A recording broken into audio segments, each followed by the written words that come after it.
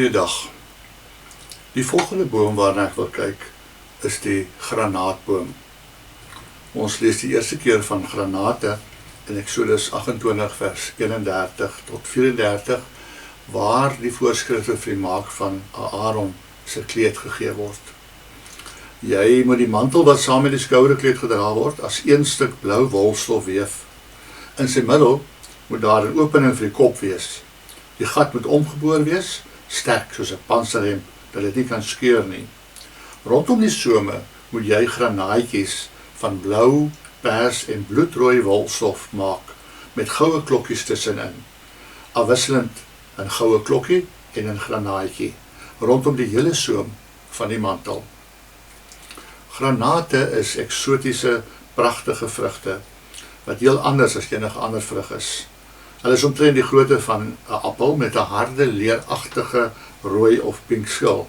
Maar as jy 'n granaat oopsny, sal jy merk dat dit binnekant verdeel is in kompartemente, gevorm deur 'n bitter wit gedeelte en gepak met honderde sappige rooi pitte.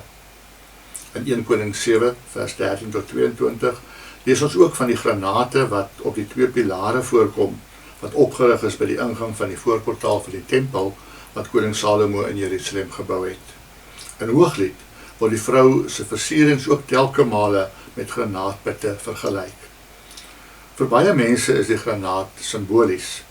In die vroeë Joodse geloof is daar geglo dat die granaat 613 pitte het, een vir elk van die wette in die Torah.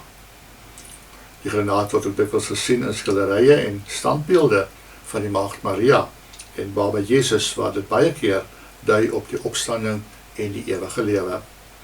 In die vroeë Christelike kerk was die granaat 'n simbool van die kerk met sy baie pitte, wat die baie gelowiges verteenwoordig, wat een algemene Christelike kerk vorm. Elke pit, net soos elkeen van ons, is volledig, maar saam vorm dit 'n volmaakte geheel. Die granaatboom leer ons dat die geheel beter is as net dele daarvan. Kom ons bid saam. Dankie Hemelse Vader vir die pragt van die granaat en vir alles wat dit simboliseer. Dankie dat U ons vandag daaraan herinner dat ons deel is van U kerk, 'n liggaam van gelowiges verenig onder U heerskappy. Amen.